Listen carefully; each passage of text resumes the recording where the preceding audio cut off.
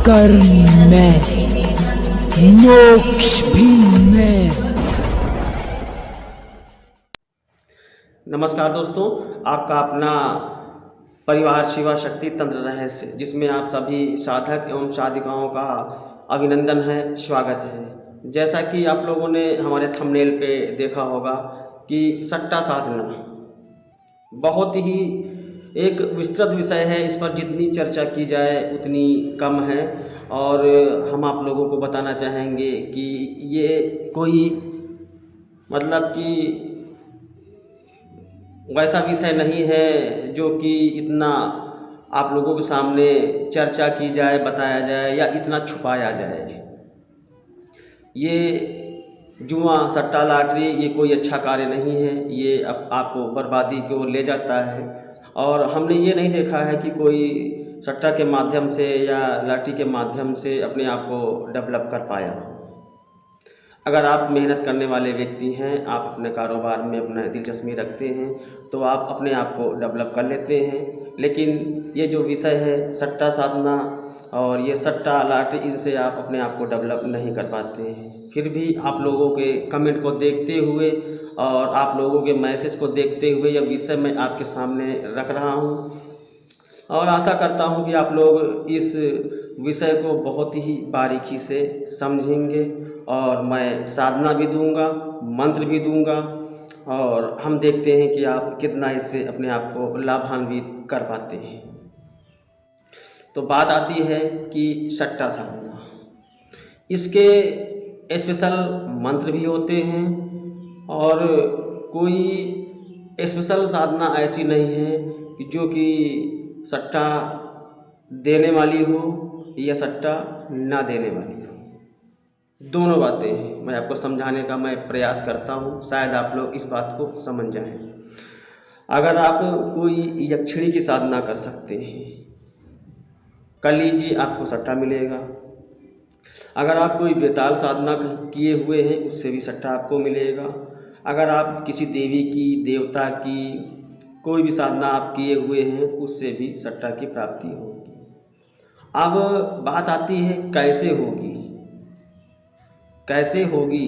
होगी ऐसे कि आप अपना हाथ में जल ले लीजिए और कच्चे चावल ले लीजिए और संकल्प लीजिए कि मैं ये साधना इसलिए करने जा रहा हूँ।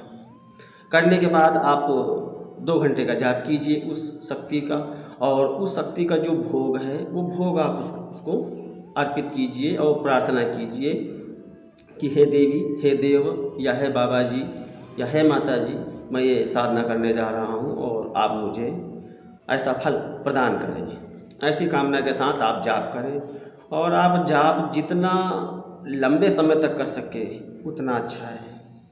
देखो, अगर आप कोई शक्ति की आराधना करते हैं, साधना करते हैं, सिद्धि करते हैं, तो उसे पता होता है कि आप किस लिए कर रहे हैं। आप कितना भी छुपाएं, लेकिन उस शक्ति को पता होता है कि आप किस लिए कर रहे हैं।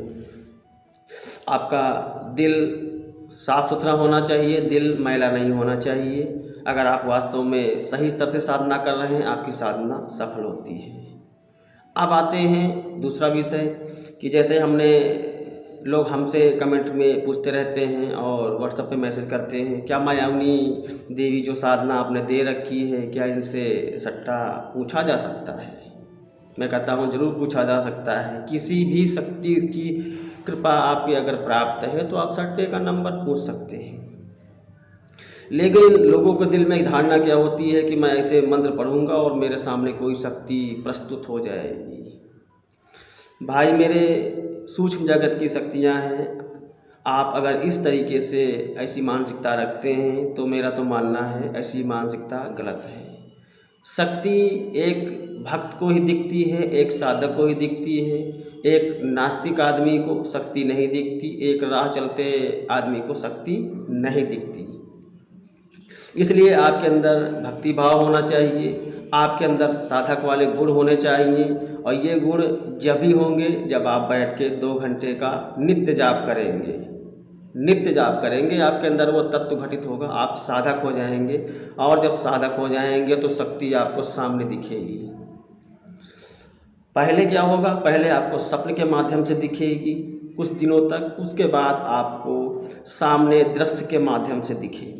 और जब आपको दृश्य के माध्यम से दिखने लगेगी तो उसके कुछ दिन के बाद ही वो शक्ति आपके सामने बिल्कुल खड़ी होकर बात करेगी आपसे, आपके क्वेश्चन का आंसर देगी। तो ये प्रोसेस होता है। और लोग क्या करते हैं, सपने क्या देखते हैं कि मुझे मंत्र जाप करना ना पड़े और मैं साधना सीख लूं, और सीखने के बाद जैसे ही 21 दिन हो जाएंगे मैं मंत्र पढ़ूंगा, शक्ति आपके सामने आ जाएगी और आपको जो पूछोगे बता देगी। तो ऐसा थोड़ा असंभव है, आपके अंदर गुण होने चाहिए। शक्ति तो आपके सामने साधना सफल होते ही आके खड़ी हो जाती है, लेकिन आप उसे देख नहीं पाते। यहाँ पे शक्ति का आप आवाहन कर रहे हैं, वो सूक्ष्म जगत की शक्ति है और वो आके आपके सामने खड़ी हो गई, लेकिन वो तो खड़ी हो गई लेकिन आप नहीं देख सकते। यहाँ पे कमी आपकी है, क्योंकि आपके अंदर वो साधक वाले गुण नहीं है, आप उस सूक्ष्म शक्ति को देख नहीं पा रहे हैं। तो कमी यहाँ पे शक्ति की नहीं है, कमी यहाँ पर जो है वो आपकी है। आप जो है उस शक्ति को देखने के लिए अपने अंदर साधक वाला गुण उत्पन्न कीजिए, यानी 2 घंटे नित्य जाप कीजिए, शक्ति आपको दिखेगी। तो आप इस तरह से कर लीजिए। और रही बात मायावनी माता से आप कैसे निवेदन करेंगे, मैं आपको वो तरीका बता देता हूँ। आप इनकी साधना कर लीजिए, और साधना का हमने विधान दे रखा है, 1 दिवसीय विधान है, साधना का विधान कर लीजिए। और अगर आप और तीव्रता लाना चाहते हैं तो आप 40 दिन का विधान कर लीजिए, 21 दिन का विधान कर लीजिए। आप जैसी मेहनत करेंगे आपको उस मेहनत का फल वैसा ही मिलेगा। और ये मायावनी माता बहुत ही ऊंचे लेवल की शक्ति है, ये माँ भगवती का ही स्वरूप है, बहुत ऊंचे लेवल की शक्ति है। और इसके विषय में मैं ज़्यादा चर्चा नहीं करना चाहता, क्योंकि एक वो वीडियो बहुत लंबा हो जाएगा। तो जो कि हमने आपने थंबनेल पे देखा है सट्टा साधना, तो आप उसके विषय में जानकारी ले लीजिए। तो आप क्या करेंगे, किसी भी शनिवार को या मंगलवार के दिन आप देवी माता के मंदिर में जाएंगे जिसमें माता काली की तस्वीर हो। आप उस मूर्ति के आगे जाएंगे और नमन करेंगे। नमन करने के बाद 2 मिनट वहाँ बैठ के माता का ध्यान करेंगे और ये कहेंगे, माता मैं ये साधना करने जा रहा हूँ, आप मुझे अपना आशीर्वाद प्रदान करें। क्योंकि शक्ति एक ही है, उसके स्वरूप अलग अलग हैं। तो आप वहाँ 1 लौंग का जोड़ा, 1 नींबू और 1 पान का पत्ता और साथ में 5 बतासे माता को अर्पित करेंगे, धूपबत्ती जलाएंगे और आशीर्वाद प्रदान करेंगे।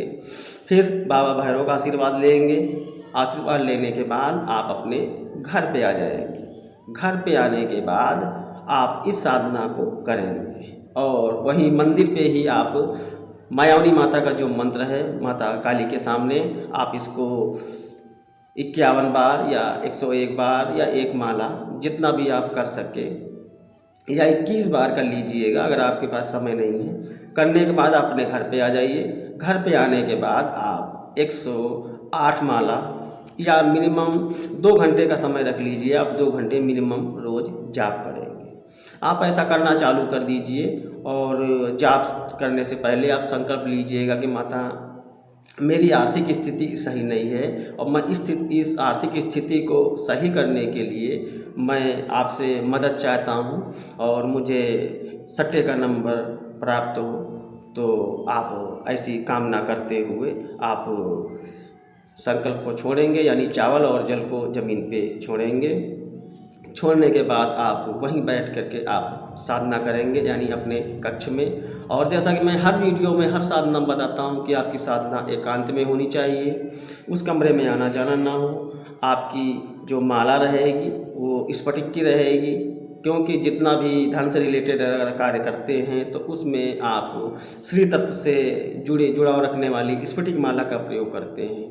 तो आप स्फटिक माला का प्रयोग करेंगे। अगर स्फटिक नहीं है किसी कारणवश से तो आप रुद्राक्ष की माला का प्रयोग कर लीजिएगा, लेकिन स्फटिक बहुत अच्छी रहेगी। और प्रयास कीजिएगा संस्कारित माला होनी चाहिए।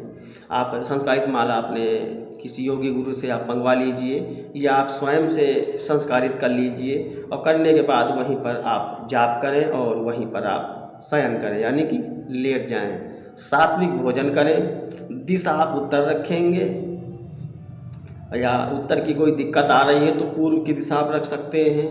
आसन आप लाल ले लीजिएगा, और एक देसी घी का चिराग, लौंग, बतासे, कापूर, नींबू आदि जो एक नॉर्मल सी सात्विक पूजा है माता की, वो आप भोग में रखिएगा।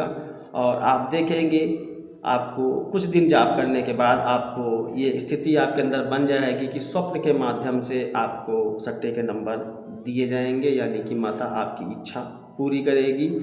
और ये साधना आप 21 दिन तक कर लीजिएगा, और हो सकता है आपकी मनोकामना 7वें दिन या 8वें दिन पूर्ण हो जाए। जब आपकी मनोकामना पूर्ण हो जाए तो आप ये साधना बंद कर दीजिएगा। आप अपनी आवश्यकता की पूर्ति के लिए कोई परेशानी दिक्कत है तो उसकी दूरी के लिए आप इसे कर सकते हैं। आप इसको इस उद्देश्य से ना कीजिएगा मैं आए दिन ऐसे प्रयोग करता रहूँगा और मैं कोई बहुत बड़ा अरबपति या खरबपति व्यक्ति बन जाऊँगा। आप ऐसी इच्छा रख करके ये साधना ना करें। और ये साधना बहुत ही अच्छी साधना है, और इसको करने से किसी प्रकार का कोई भय नहीं लगता, किसी प्रकार का कोई नुकसान नहीं होता, आपके परिवार को किसी प्रकार की कोई हानि नहीं होती, और आपको भी कवच लगाने की आवश्यकता नहीं है। ये बिल्कुल सौम्य साधना है, तो इसे आप कर सकते हैं। आशा करता हूँ कि ये जानकारी आपको अच्छी लगी होगी। इसी जानकारी के माध्यम से आप अपने आप को लाभान्वित करेंगे, इसी आशा के साथ नमस्कार। जय शिव शक्ति।